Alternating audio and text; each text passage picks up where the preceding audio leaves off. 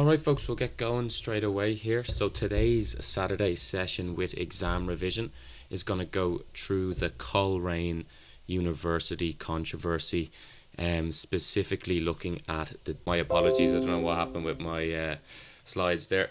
So we're going to go through I suppose 4 or 5 different stages for today's Saturday session. So we're going to cover the content that you will need to look at the Apprentice Boys of Derry first of all.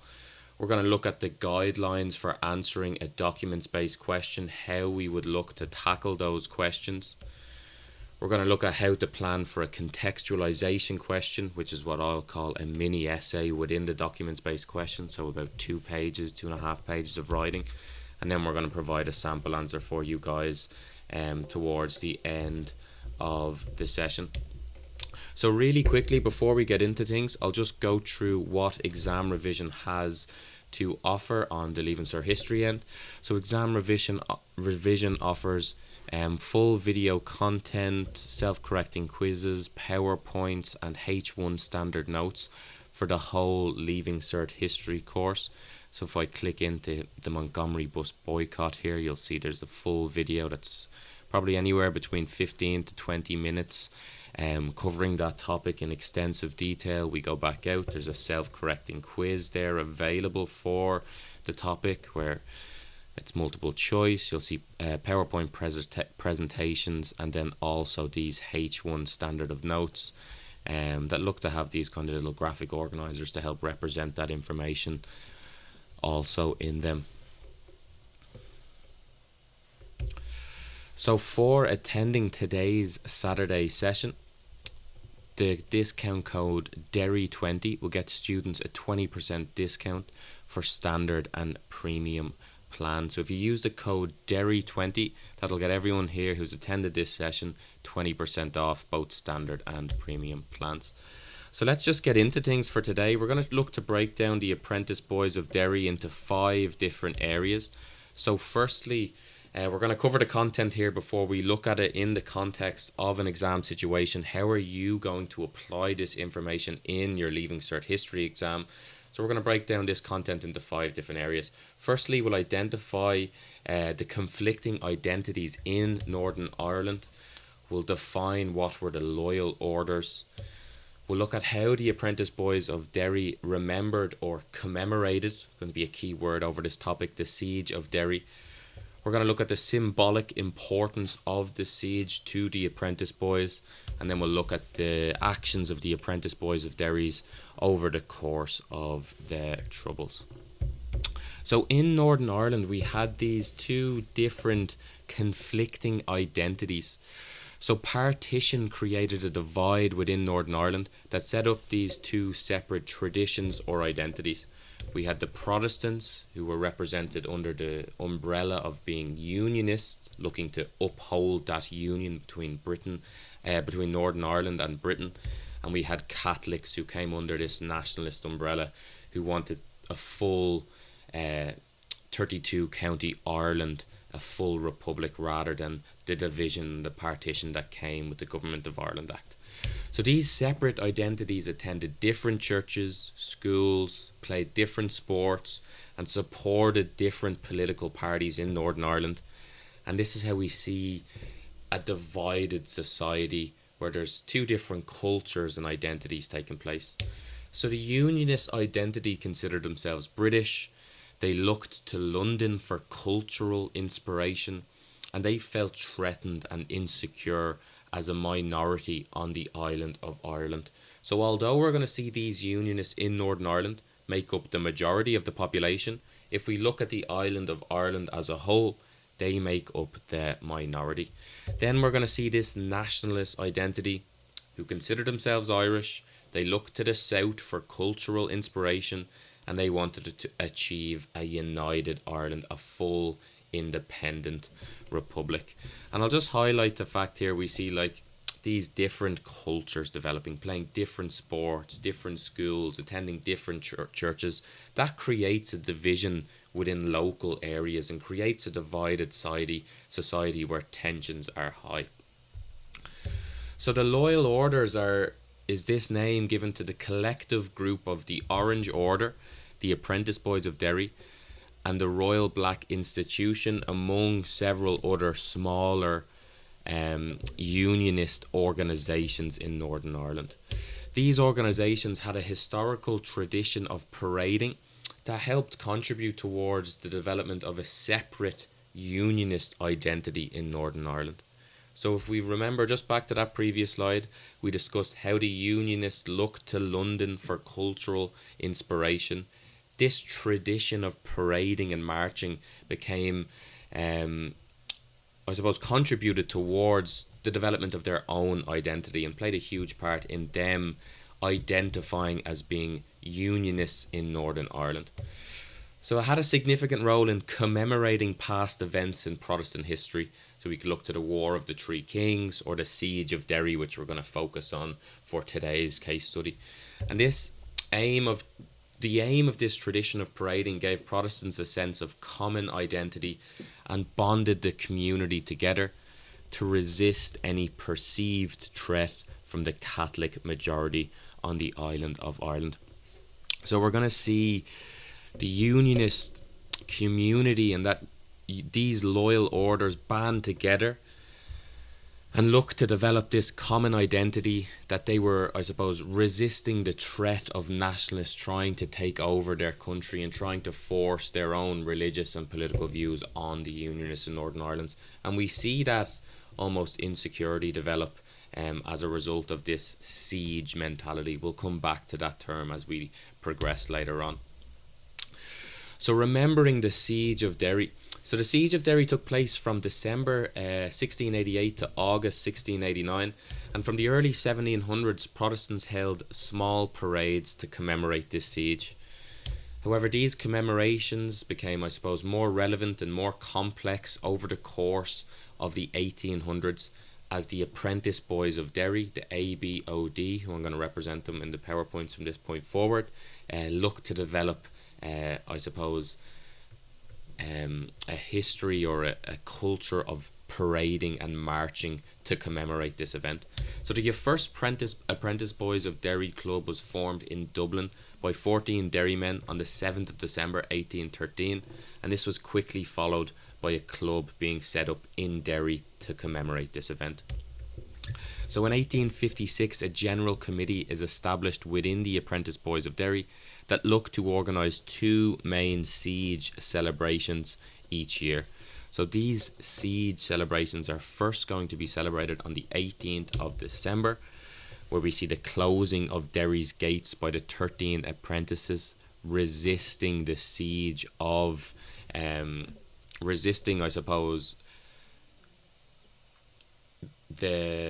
the advances of Catholics into Derry, and then again on the 12th of August where we see the arrival of the Mountjoy ship and the date that officially marks the end of the siege. So in 1964, the 12th of August parades, we see this, huge development and huge buzz and hype build around these parades as the Apprentice Boys of Derry really look to commemorate this event in a very complex and big fashion. So we see 40,000 people from all over Ulster and abroad travel to Derry to watch the parade. The parade was about 2.5 miles long with more than 100 clubs of the Apprentice Boys of Derry and bands taking part. And it took the marchers over 70 minutes to pass through Carlisle Square in Derry. Now these marches and these commemoration events organised by the Apprentice Boys of Derry had a huge symbolic importance for not just the Unionists in Derry and in Northern Ireland, but for the Nationalists too. So they were a symbol of the defence of their freedom against Catholic rule. Protestants were very aware that they were outnumbered by 3-1 on the island of Ireland, and this, enabled or led to the development of a siege mentality against Catholic rule and against nationalists on the island of Ireland, where the Protestant and Unionist community felt that they were under siege or being attacked by the Catholics and the Nationalists who looked to take over the island of Ireland. So after the partition of Ireland, we see the Unionists still view themselves as this besieged minority, and I love that phrase, where they, even though they were the majority in their new country, Northern Ireland, they still viewed themselves as a minority, and it's just kind of led to the development of this siege mentality, and like the mentality that they felt like they were being attacked or they were at risk of being taken over. So the Union, now with Britain, protected them from Catholic rule, just as the walls of Derry had protected their ancestors in the 17th century. So I love the symbolism there of the Government of Ireland Act and the union between Northern Ireland and Britain, now representing the walls of the city of Derry that once protected the Protestants and their ancestors against the Catholic siege in 1688. So I really do enjoy that symbolism of the event here. So next we're going to look to just outline, I suppose, the role of the Apprentice Boys of Derry in the Troubles, and I suppose identifying their role in the start of the Troubles and how they progressed over the 70s and 80s. So we'll first look at the Apprentice Boys of Derry and the Battle of the Bogside. So in summer 1969, Catholic Protestant tension in Derry reached this tipping point. So we see civil rights marches in October 1968 cause a decline in the relationship between Protestant and Catholic communities. So around this point we see the civil rights movement develop in Northern Ireland. We have organisations such as NICRA marching for Catholic rights and equal rights. Not just Catholic rights, but equal rights in Northern Ireland, where Northern Ireland had been seen as this sectarian state up to this point. And it's up to summer of 1969 where all these events essentially come to their head. So Northern Ireland Prime Minister James Chichester Clark refuses to ban the Apprentice Boys of Derry's planned August March for 1969. So although Prime Minister refused to ban this, efforts were made within the communities to persuade the organisers to call off the parade, because people understood that violence was imminent at this point. We'd seen tensions rise, we'd seen clashes between protesters and the police, and people felt that this Apprentice Boys of Derry August 12th March was going to send people over the edge. So we could look to Paddy Bogside Doherty there, who was a civil rights activist within the Catholic community, who was pleading to the Apprentice Boys of Derry march organisers to call off the march, because he understood the tensions that existed within the Catholic community. So the Catholic, I love this quote from Michael Farrell, who was a civil rights activist at the time, the Catholics were in no mood to be reminded of their inferiority. So really powerful quote there that I suppose just sums up the tensions that were within the Catholic community before the August 12th march of the Apprentice Boys of Derry. So it was very clear that violence would break out between the marchers, local Catholics, and the RUC, who was obviously the police force in Northern Ireland at the time. So the Battle of the Bogside, acknowledged by some historians as the start of the Troubles, and it eventually led to the introduction of British troops in Northern Ireland and paved the way for direct rule. So next we're going to see how the Apprentice Boys of Derry's I suppose their activities develop over the 70s and 80s in the Troubles. So in 1971 a ban was introduced on the Apprentice Boys of Derry's parades across Northern Ireland, and I suppose that just leads or highlights the question, did that impact the Unionists or Protestants' ability to, I suppose, develop their own identity in Northern Ireland? Did that stop them? As we kind of identified earlier in the slides, we talked about how this tradition of marching and parading was part of their cultural identity. Did this ban impact that identity? So in 1972 we see Apprentice Boys of Derry parades were restricted to just the Protestant Waterside district. So traditionally they would have marched through Catholic areas and along the walls of Derry, overlooking the Catholic Bogside area. In 1972 they were restricted to just Protestant districts. In 1973 the IRA blows up a Walker monument in Derry. So that was a Siege of Derry commemorative statue. Obviously that would have caused increased tensions. We see the physical act of actually blowing the statue up, representing, I suppose, Catholics perhaps advancing and trying to siege on the Protestants there, and how that would cause tensions to increase. We also see the Apprentice Boys of Derry banned from marching of the walls of Derry until 1995. And it's at this point we see the British government introduce the Parades Commission to decide on, I suppose, just controversial or contentious marches in Northern Ireland. So this Parades Commission would decide whether your organisation could hold a march, or was it going to be too controversial? Would it cause tensions to increase? Next, we see the Apprentice Boys of Derry reach a compromise in the late 1990s. So the Orange Order still had not accepted their need to compromise on their marches, while loyalists feel their culture and their identity is being diminished.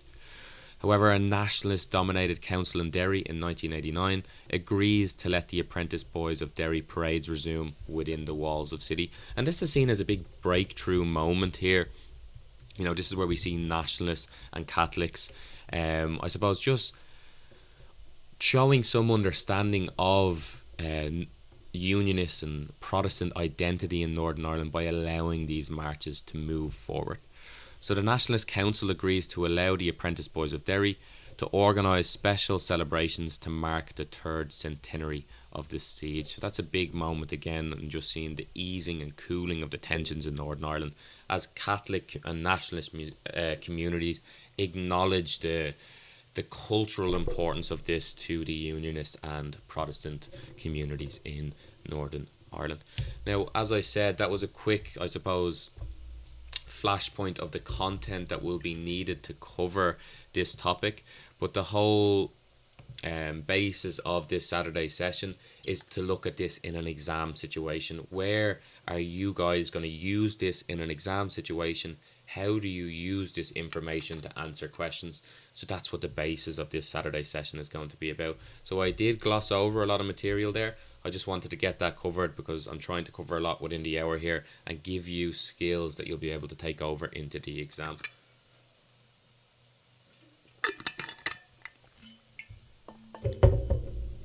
So let's have a look at where this is going to come up in an exam situation for you guys. So this topic of the course for this year's Leaving Cert and for next, so if you're in 5th year or 6th year this year, Northern Ireland is going to be your documents based question. So it'll be the first thing that you'll answer on your exam, and it'll be a 4-step 4 questions to answer from sources around this topic. I'm going to go through a whole source and how we answer each one of those 4 questions. So this will come up, the Apprentice Boys of Derry could come up in question 4 of a documents based question, which is known as a contextualization question. So in 2011, this was the last time that Northern Ireland was prescribed as the documents based question. This was I'm going to call it a mini essay that came up around the Apprentice Boys of Derry. So what was the significance of the Apprentice Boys of Derry for both Unionists and Nationalists in Northern Ireland? So we're going to look to how we plan and use the information and the content we've just covered to answer this mini question, and we're going to provide a sample answer to that question towards the end of the Saturday session. But before we get into that, let's break down what the documents based question is, how do we answer it, how do we answer each part. I'm going to go through how we answer question 1 through 4, literally looking at a documents based question from 2011 around the Apprentice Boys of Derry. So the first type of question that'll come up within these documents based questions is a comprehension question. Now these are extremely straightforward. These are very easy, if I'm being honest. Most students will achieve full marks here. There's a couple keys to success to make sure that we're going to achieve full marks still, but I'd expect most students to get full marks here.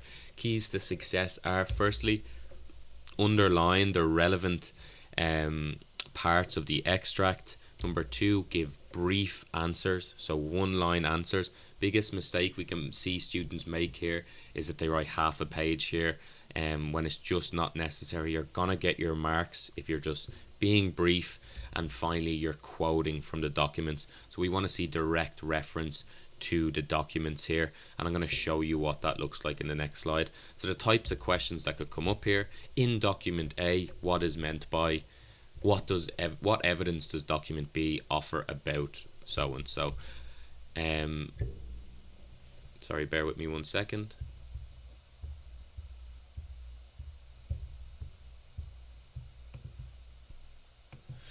So then comparison questions, second type of question that's going to come up here. So students are being asked to compare two accounts of the same historical event and note similarities and differences between the two. So keys to success here, I'm going to give you 5 keys to success. Firstly, underline, highlight parts of the text that are going to be used for answering the question. Once again, I'm going to go through that in detail with you guys in this Saturday session. I'm going to take an actual documents-based question and answer it, underlining and highlighting the parts that I'm going to use for my answer. We're going to circle or highlight key aspects of cartoons or captions. So we could see a political cartoon being used here. Once again, we take the same approach. We circle and highlight the key parts. We have to use both documents here. That's important. We're looking at a comparison. So it's important that we compare or contrast with each other. And your answer is going to be about half a page here for your comparison questions, just for reference. The types of questions that come up here: how does document A differ from document B in relation to? What does which document shows greater optimism? Discuss with reference to both documents. There's your key to success here. Discuss with reference to both documents. How do the documents differ in their interpretation of ... Third type of question that'll be asked in your documents-based question is a criticism type question. So here students will need to be able to identify or recognize bias and propaganda. They might need to be able to note different viewpoints. So for example, with the Apprentice Boys of Derry, we might have a source from a unionist perspective and a source from a nationalist perspective. Here we need to be able to identify contradictions, make judgments about the reliability of sources. So there's 5 keys to success here again. Firstly, you need to be able to, I'd encourage my students to learn notes on the strengths and weaknesses of different sources. So understanding what's the strength and the weakness of a newspaper as a source, or what's the strength and the weakness of, let's say, a book from a historian's as a source type. Secondly, we need to understand the difference between eyewitness accounts, newspaper articles, government records, diaries, letters and cartoons. So you need to understand what the difference between different source types are. This is very basic. These are very basic historical skills you would have covered in a good amount of detail over your junior cycle history, and you would have covered it once again at leaving cycle here. So there's no reason why students shouldn't be picking up full marks for this type of question. Again, what's important, once again, use evidence from both documents in the answer. I want to see quotes from the documents. Examiners want to see reference to both documents. That's really important. It's important here we identify objectivity, subjectivity, bias, balanced view, reliability, fact, opinion, propaganda, strengths and weaknesses, primary, secondary sources, viewpoints and perspectives. And I'm just going to highlight that once again. My pen doesn't work here on YouTube Live for some reason, but I'd highlight that here if we were because these are the type of words we're going to use in our answer. I'm going to show you with reference to a worked example as we progress. And once again, your answer will be about half a page here. Type of questions that come up: should a historian accept document A as a reliable source? Give reasons for your answer. What are the strengths and weaknesses of document B as a historical source? Now finally, the last type of question that will come up as or in your documents based question is this idea of contextualization, or it's a mini essay essentially. It's going to be about 2 to 2.5 pages of writing here, and there'll be no reference to the sources in this type of question. So within this contextualization question, students will need to place the subject of the documents in historical context and show understandings of issues and events associated with that period.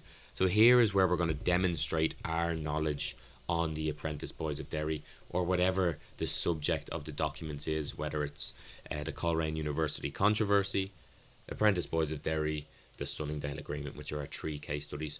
One of those 3 can only come up here. You won't get surprised by that. It'll be one of those 3 case studies, and here we'll demonstrate our knowledge. There's 4 keys to success here. I apologize. So you need to keep to the question asked, recycle the keywords of questions throughout the answer. So what I'll say is, last week in our Saturday session, I covered leaving cert history essay writing in huge amounts of detail down to each paragraph. what the structure of each paragraph should look like, how we recycle the keywords, and how we use this peel approach to our paragraph writing to ensure that we're recycling keywords of the answer, and we're analysing and we're actually answering the questions that's going to be asked. So I'm going to say now, if you guys haven't watched it, I won't be covering paragraph structure in this Saturday session. Go back and watch last week's one. It's a really useful resource to look at how you not just structure essays, how you plan essays from a macro point of view, so big picture right down to the really finer details of each paragraph, to allow you to optimize how much marks you achieve per paragraph, which will include upping your CM, your cumulative mark, and upping your OE, your overall evaluation. So it's really important here. We're going to use that peel paragraph approach within these paragraphs as well, but I won't be covering the finer details of that here. So you need to keep to the question asked, recycle keywords, answer the question, use the keywords in the question. I'm going to show you that in my sample answer. Approach your answer like a mini essay. So we're going to write 5 main paragraphs. So it's half the length of an actual essay we'll write for our Leaving Cert. So like if we watched last week's session, it would have been, we look at our sweet spot, so 10 paragraph essays and how that maximizes our marks. We just follow the same approach here and we write 5 main paragraphs. Keep your introduction and your conclusion short. We're not going to pick up marks in our introduction or conclusion. I discussed that last week again. Use connective words throughout and link paragraphs back to the question. So once again, following our paragraph and our essay structure here is really important. So the types of questions that will come up here: why did the decision to establish a university at Coleraine provoke controversy? To what extent did the decision to locate a second university in the city of Coleraine show evidence of the deliberate neglect of the city of Derry by the Unionist government? Within this context of the Apprentice Boys of Derry, what was the significance of the Apprentice Boys of Derry for both Unionists and Nationalists in Northern Ireland? And that's going to be important when we think about how we're answering our question. So our documents-based questions, what it'll look like for you when you sit down on your, I suppose, the day of your Leaving Cert history exam, it will look like this. You'll see fairly straightforward how the types of questions are laid out. We have question 1, comprehension; 2, comparison; 3, criticism; 4, contextualization or mini essay. So the first 3 questions here, you're going to need to be making reference and direct quotes from the documents.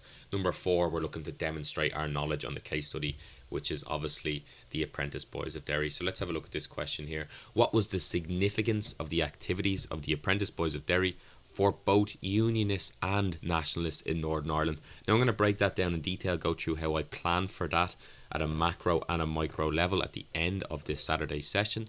But what's important here, I'm highlighting the keywords activities, both Unionists and Nationalists. It's not good enough in this essay to just talk about how the Apprentice Boys of Derry was, I suppose, a cultural movement for Unionists in Northern Ireland. How did it impact Nationalists as well? And I'm going to show you that in my sample answer. So the 2 sources will look like this. You'll have document A and document B. And what I'm just going to highlight here, follow my cursor, guys. This is how you find out and answer your criticism type question. You look at what type of source it is. So it's always going to be located at the bottom in brackets. So you'll see a reference to the source. So this source is the Irish Times, 4th of August 1967. So it's a newspaper article. So we already know, if we're going to criticize this source, what are its strengths and its weaknesses as a newspaper article. And down here we've Max Hastings, Ulster 1969, The Fight for Civil Rights in Northern Ireland, and it was published in London 1970. I know it's a book because we have the title and we have where it was published and the year it was published alongside the author. So we know that that's going to be a book. What are the strengths and weaknesses of an historian's book as a historical source? That's going to be important when we look at our criticism type questions. So let's have a look at how I'd answer a comprehension question. What you're going to notice here, and what I'm just going to highlight as we go, is that I'm highlighting key parts within the text. So first thing I'm going to do is highlight key words within the question. So according to document A, what was the traditional uniform of the marchers? So now I'm going to be looking for direct quotes from source A of traditional uniform. So bowler hat. See the word traditional uniform, how I'm highlighting my answer there. And then in my answer, I'm going to directly quote that now. So as always, I just highlight it. I just mark that's for question A. Then I'll go for question B. What forms of music accompanied the marchers in document B? So I'm looking for music here. I have my highlighter. I go to document B. So I'm looking for references to music, because remember, I'm going to directly quote these in my answer. So the sounds of bands and Protestant tunes. And I can see quotes to the types of music and the songs being played. And now I'll just mark on that I've got it from part B.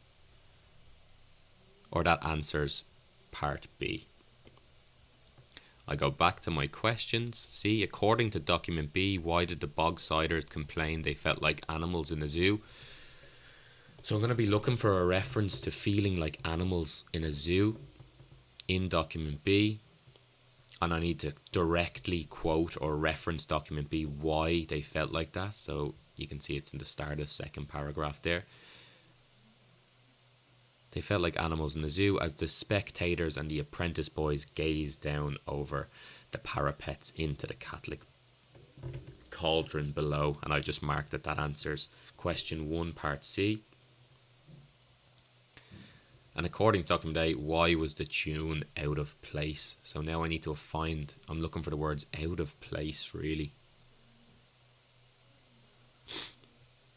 And there we have our word. So we might need a bit of background knowledge there that incongruously kind of, or is defined as out of place. So now I just mark them off that I've got them answered.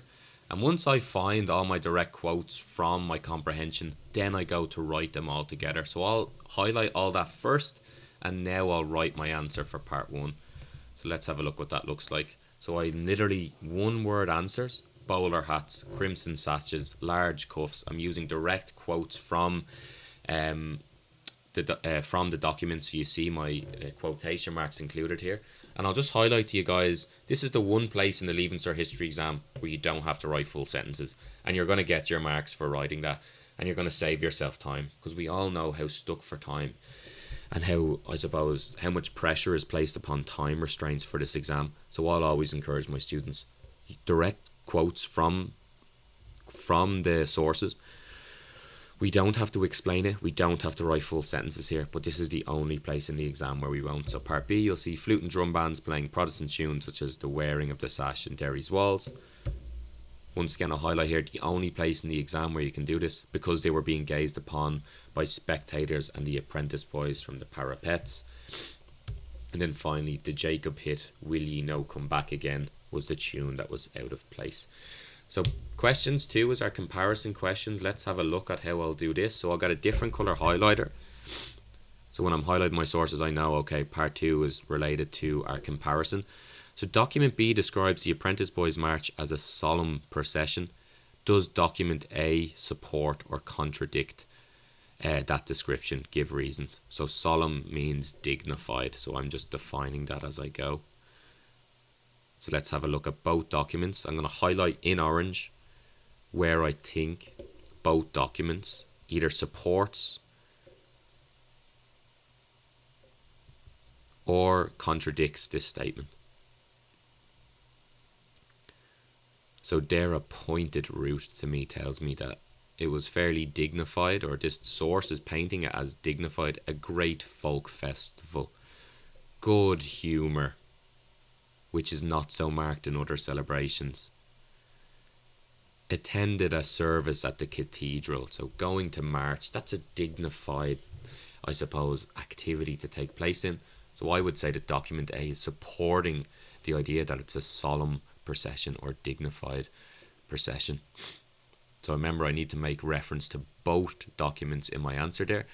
But I'm going to highlight what I need for part B here as well. From evidence of the documents, would you agree that religion was important to both apprentice boys and to the Bogsiders? Give reasons for your document. So I need to find evidence that religion was important to both the Bogsiders, or the nationalists, and the apprentice boys, the unionists. So that's going to tell me religion's important. Attending a service at the cathedral. Counselling restraint, the sermon counselling restraint, that tells me religion is important, and I'm just marking that's going to help me for both A and B, and that's going to be just B. Yeah, I'm just marking them in there that I forgot to do when I was marking part A. So I'll always just highlight the references I'm going to use, then I'll answer the questions together. So then I go to document B. So I'm looking for evidence that bogsiders, or that religion was important to bogsiders. After much hard work by moderate Catholic leaders, most Catholics stayed at home. So the fact that the Catholics the bogsiders listened to the Catholic leaders in their community shows us that religion was important to them. Let's have a look at how I answer those questions. So part A. Document A contradicts the description of the parade as a solemn procession, as document A describes the Apprentice Boys of Derry's march as a great folk festival that was indebted with good humour. By definition, this doesn't sound very solemnly. Furthermore, document A states that after the service the air was filled with music. This sounds more rowdy than formal or dignified. Then part B, I need to make reference to both documents. After reading both documents, one could entirely agree that religion was important to both apprentice boys and bogsiders. Firstly, religion was clearly important to the apprentice boys because a large crowd attended mass on the morning of the parade. Additionally, the fact that the sermon called for restraint towards people of different religions indicates a general respect for religion amongst the apprentice boys community. Furthermore, both documents make reference to Protestant tunes, which demonstrates the importance of religion to identity and culture in the community. Conversely, one can interpret that religion is important to bogsiders, as most Catholics stayed at home, heeding the appeals of moderate Catholic leaders in the community. This clearly shows a respect for their own religion. What I'll just highlight to you guys there to also look at how I'm using my connective words or my linking words. Firstly, secondly, additionally, furthermore, conversely, just to kind of show the examiner of my ability to write, essentially. So thirdly are criticism questions. Let's look. I've got my different colour highlighter. I'm going to highlight that in green within the sources. How does document B show the tensions had arisen in Northern Ireland between the dates of the two marches? Refer to both documents. So here I'm going to look for evidence that tensions had rose. So this first document's from 1967. Great folk festival was used. Good humour. Shows us that tensions had risen over those 2 years. While in document B,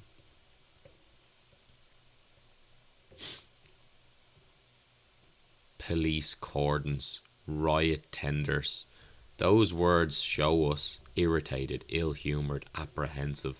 Those words and those adjectives show us that tensions had risen over the 2 years. So now I'm just going to highlight part B where I can find that answer. How did the given documents illustrate strengths and weaknesses of the work of journalists? So I need to make reference to the documents. I need to show the strengths and weaknesses as journalists for historical sources. So what can I find here? I'm going to look for, I suppose, the fact that it's a newspaper article, the Irish Times. And I'm going to look towards how Max Hastings reported from Northern Ireland for the Evening Standard, showing that he was a journalist. And I'm going to analyse those strengths and weaknesses, the work of journalists as strengths and weaknesses as historical sources. So let's have a look at my answers there. So in A, document B shows that tensions had arisen in Northern Ireland between the dates of the two marches, as document A describes the 1967 march as a great folk festival characterised by good humour. Furthermore, document A gives the reader impression that the march was not simply more than a musical, traditional, social occasion that set out to offend no one. However, connective words, document B describes the 1969 march as one defined with tension, as the Catholic bogsiders felt sick of Protestant and police cordons, while the drum beating left the bogsiders irritated, ill-humoured and apprehensive. So those adjectives demonstrate that tensions had risen. It is also evident from both documents that the Catholics were not part of the traditional spectacle, but they were encouraged to stay home by respected members of their community. So we can see the division there is evident. We can see that symbolic division. I could have extended that even further, but I've probably got enough there to get the full marks, or I do have enough to get the full marks. We could talk about how Protestants were looking down over the bog side, which symbolises the division and tension within the communities. So part B, both documents illustrate strengths and weaknesses of using the work of journalists as historical sources. Firstly, both documents give factual accounts of the 1967 and 1969 marches. They both give the fact that sources are given. The fact that both sources stick to the facts, they are useful for historical accuracy. However, if the journalists' accounts go beyond facts and into the realm of opinion, they become more limited in their usefulness. Additionally, a journalist's report tends to convey a sense of what it is like to actually be at the event. Although the journalist, I don't know why that hasn't came in fully there, guys. But what you can see here is that I've essentially learned off an answer. I don't know why that's not coming up fully, but I'll just read it here because I know it's not coming up on the screen there. However, if the journalist accounts go beyond facts and into the realm of opinion, they become more limited in their usefulness. Additionally, a journalist report tends to convey a sense of what it is like to actually be at the event. So what you can see here is that I've essentially learned off that answer. I've learned off the strengths and weaknesses of journalists and newspaper articles as historical sources, and I'm just applying that information to that question. Okay, finally, our contextualization question. So here's how I'll plan for this. This is our mini essay. So we're going to take the same approach as we plan for our larger essays. We're going to plan for it at a macro level. So I suppose really looking at the big picture, what direction is my essay going to flow? So I'm always going to write a small intro for my essay. First paragraph, I'm going to write 5 paragraphs here. First paragraph, the Apprentice Boys of Derry pre-1949, how the activities developed, how they became part of the cultural identity of Northern Ireland. We'll look at the Apprentice Boys of Derry as an expression of Protestant identity. Remember the question here, what was the significance of the Apprentice Boys of Derry for both Unionists and Nationalists? So the Apprentice Boys of Derry was significant for the Unionist community as they were an expression of Protestant identity. They're going to be significant for the Catholic or the Nationalist community in Northern Ireland for completely different reasons. So we'll look at the impact of the Apprentice Boys of Derry on Catholic communities and how it led to division and tension. We'll look at the Apprentice Boys of Derry's role in the outbreak of the Troubles, and we'll look at the Nicra March of October 1968, and then we'll look at the Battle of the Bogside and the Apprentice Boys of Derry's role in that before writing a short conclusion for our essay. So let's look at a micro level plan here where we will cover extreme detail of what needs to be written in each paragraph. So our intro will react to the question, will very shortly and concisely define who were the Apprentice Boys of Derry to Unionists, who they were to Nationalists. Will we demonstrate evidence of outside reading here? Will we include a quote that we wouldn't find in our history books that shows to the examiner that we are extensively reading, watching or viewing outside the parameters of our course? So if we remember to last week's Saturday session, the direct quote taken from the examiner's marking scheme, if we're looking for our excellent overall evaluation within our essays, does the question show evidence of wide reading? So we need to show off from the start, look what I'm doing. So paragraph 1 will say, when was the Apprentice Boys set up? Explain the rapid growth of the movement in the 1880s. Describe how they commemorate the Siege of Derry, and then we'll outline the growth of the movement up to 1950. So we're setting the scene in paragraph 1 here, pre-1949. I suppose pre-tensions really start to rise in Northern Ireland. Nextly, remember the question, significance of the Apprentice Boys of Derry for Unionists. This is our paragraph that's really going to nail that. So we're going to say that they are an expression of Protestant identity. So we'll describe how they became part of a Unionist cultural identity in Northern Ireland. We'll look to mention marching traditions, commemoration activities, the Siege of Derry marches on August 12th. We'll outline how the movement represents Protestant authority, and we'll look to mention how the symbolism of marching on the walls overlooking the Bogside and how the Walker Monument that was blown up by the IRA in the 70s was positioned to overlook the Bogside in Derry, overlook the Catholic communities as a symbolism of authority. And then finally we'll explain how the Apprentice Boys serve as a symbol of Protestant resistance to Catholics. compare the Siege of Derry to the United Ireland movement there. So that's how we're covering the significance for Unionists. So now we'll discuss the impact of the Apprentice Boys of Derry on Catholic communities. So we'll outline how the activities serve as a reminder to nationalists of their control of the city of Derry. So we'll possibly link to the idea of gerrymandering here. We'll describe how the Apprentice Boys of Derry activities caused rise in anti-Protestant sentiment amongst nationalist communities. So we'll discuss how they were throwing coins from the walls here, how that caused tensions to rise.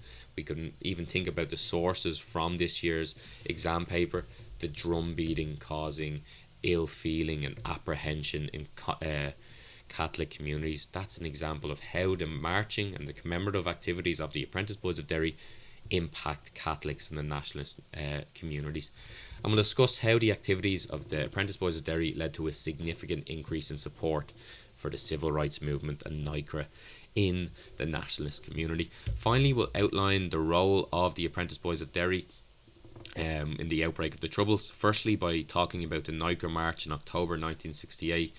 So we'll talk about how there was NICRA civil rights marches planned for the October 5th, and then how the Apprentice Boys of Derry essentially acknowledged the fact that NICRA and the civil rights movement was marching on that day and planned the procession for the same day.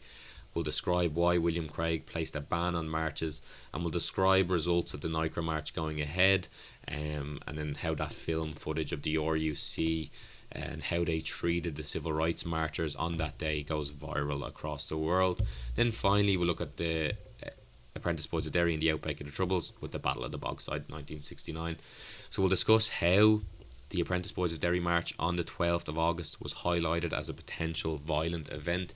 We'll outline the role of civil rights activists in trying to appeal for restraint in the nationalist community.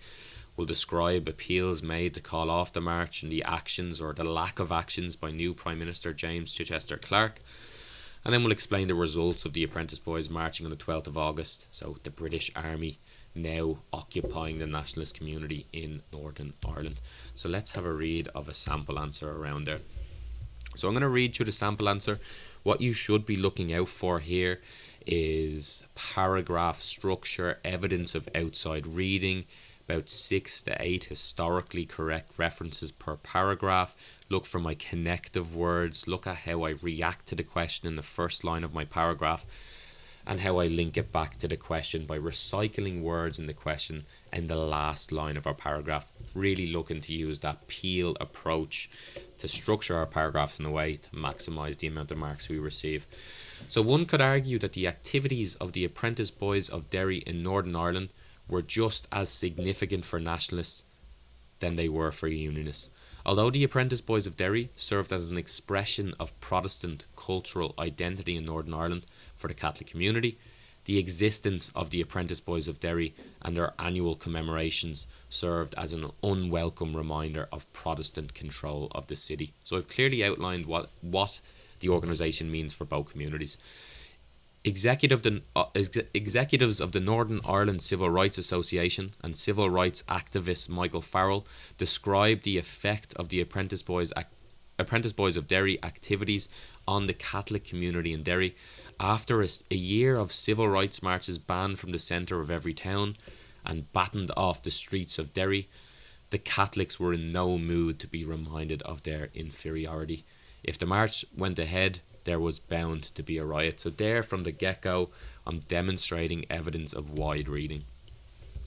So the first Apprentice Boys of Derry club was established in 1813. However, membership did not rapidly increase from the 1800s onwards. The growth of the club has been linked to political events in Ireland, with support for the Home Rule in Ireland in the late 19th century serving as a catalyst for constructing a sense of vulnerability in Protestant communities. The Apprentice Boys of Derry enabled Protestants to express their cultural identity through commemorative marching parades. In August, the Apprentice Boys include a march past a statue of George Walker, Mayor of Derry during the siege, as part of their parade. Historian Heather Stanfell has noted the symbolism of the construction of the Walker statue directly over Catholic houses as a method in which Protestants assert their authority over Catholics in Derry. In the 1950s, between 5,000 and 8,000 Apprentice Boys marches took place in the parades each year. So what you'll notice there, I have a really strict structure to my paragraphs, linking the question in the first sentence and the last question. I'm demonstrating evidence of outside reading, and I'm including about 6 to 8 historically correct references per paragraph. So we'll see that structure come up again here. From the long-standing history of the Apprentice Boys of Derry, we can infer that the organisation has come to significantly represent different aspects of Protestant cultural identity in Northern Ireland. So there I'm reacting to the question. I'm saying how significant the organisation is to the unionist community in Northern Ireland. Firstly, using my connective words, the Apprentice Boys of Derry represents the history of the Protestant community in Ulster. The main purpose of the Apprentice Boys of Derry was to commemorate the siege of Derry from 1688 to 89, where the Protestant citizens triumphed over their Catholic enemies. Secondly, the club represents a distinct form of Protestant authority in the area. The need to assert authority was particularly strong in areas such as Derry, where there was a majority Catholic population. Consequently, so I'm changing ideas here, the Apprentice Boys of Derry annual parade along the walls of the city that overlook the Catholic bogside symbolised Protestant control of the city. Finally, the Apprentice Boys of Derry serves a symbol of resistance as part of Protestants' identity. The Protestant community felt under siege from Catholics as Northern Ireland fought to remain a part of the United Kingdom. As a result, the commemorative practices of the Apprentice Boys of Derry become a significant part of the Protestant cultural identity in Northern Ireland. We can therefore see that the Apprentice Boys of Derry played a significant role amongst unionist communities in Northern Ireland, linking the paragraph back to the question, recycling those key words, showing the examiner I'm answering the question. Let's have a look at how this affected Catholic communities. It can also be argued that the Apprentice Boys of Derry played an equally significant role amongst Catholic communities in Northern Ireland. So I'm reacting to the question, showing the examiner, look, I'm answering the question that's being asked. Firstly, you'll notice my connective words. Firstly, for the Catholic community in Derry, the existence of the Apprentice Boys of Derry and their annual commemorations served as an unwelcome reminder of Protestant control of the city. Coupled with the system of gerrymandering established in Derry during the 50s and 60s, the annual commemoration ceremonies of the Apprentice Boys of Derry added significantly to the growing resentment among the Catholic communities across Derry. Secondly, the activities of the Apprentice Boys played a significant role in increasing tensions between the communities in Derry. For example, a custom developed where the Apprentice Boys would throw coins down on the bogside during their marches. The activities of the Apprentice Boys would eventually lead to the development of civil rights movements in the 1960s. It is clear that the activities of the Apprentice Boys played a significant role amongst nationalist communities in Northern Ireland. So now we're going to look at their role in the outbreak of the Troubles, specifically looking at the Micro March in 68 and the Battle of the Bogside in 69. So the significance of the Apprentice Boys to both nationalists and unionists in Northern Ireland can be seen in the group's contribution to the outbreak of the Troubles. Firstly, during a civil rights march in Derry planned for the 5th of October 1968, the Apprentice Boys announced that they would be holding a procession on the same day, following the same route as the Micro March. This led to Minister for Home Affairs William Craig banning any marches from taking place. The Apprentice Boys cancelled their procession, however Micro went ahead with their march. The march resulted in violent clashes between protesters and police. The incident sparked widespread outrage as film footage of the RUC police baton charging a group of unarmed protesters went viral. We can therefore see that the activities of the Apprentice Boys attempting to disrupt a Micro March had significant impacts on both unionist and nationalist communities in Northern Ireland. Now I'd say that last sentence there is the most important sentence in that paragraph, because I'm linking back to content to how it affected both communities, which the question is asking me to do.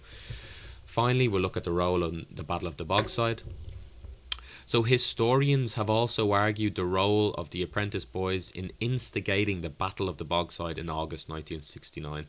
This event is considered the first major event of the Troubles. The annual 12th of August march for the Apprentice Boys was earmarked as a potential flashpoint for violence between the nationalist and unionist communities. Prior to the march, reports suggest that the residents of the Bogside prepared for violence by making petrol bombs, while leading members of the civil rights movement such as John Hume pleaded to the Catholic community to demonstrate restraint in the face of the activities of the Apprentice Boys. Appeals were made to the Apprentice Boys from both communities in Northern Ireland to consider calling off the parade. However, the Apprentice Boys insisted on the right of unionists to march in any part of Northern Ireland at any time. Evidence of wide reading there. New Prime Minister James Chichester Clarke allowed the march to take place, and on the 12th of August the Apprentice Boys parade passed through the Waterloo Place in the centre of Derry. The violence that resulted descended into full-scale rioting. The activities of the Apprentice Boys of Derry over this period resulted in the British Army arriving on the streets of Derry, which would adversely affect nationalist communities for the years to come. And I probably should have included nationalist and unionist communities in my linking sentence there. Once again, most important sentence in that whole paragraph. I'm showing the examiner what I'm answering. To conclude, this essay has addressed several significant aspects of the Apprentice Boys in Northern Ireland that show the organisation had a profound impact on the experience of life across all communities. This essay has argued that not only did the Apprentice Boys play a significant role in the development of a distinct Ulster Protestant identity, but the organisation served as a catalyst for increasing tensions and resulting violence in Northern Ireland. So you'll see there that I've got a really short conclusion there that sums up everything that I've said, because we're not going to pick up much marks for our conclusion. Before I go, guys, I'm just going to leave that there. So the discount code for today's Saturday session is Derry20. So if you go on to ExamRevision, you put in Derry20 to sign up for a standard or premium plan. You're going to get 20% off those plans, and that'll give you access specifically, not just for the, well, if you sign up for Leaving Cert History, or for any subject that you sign up for, you'll see video tutorials, H1 standard notes, PowerPoints, and self-correcting quizzes all available, alongside links to every single question that's ever came up for every single topic available on the website there. So I'm just going to leave it there, guys. Thanks for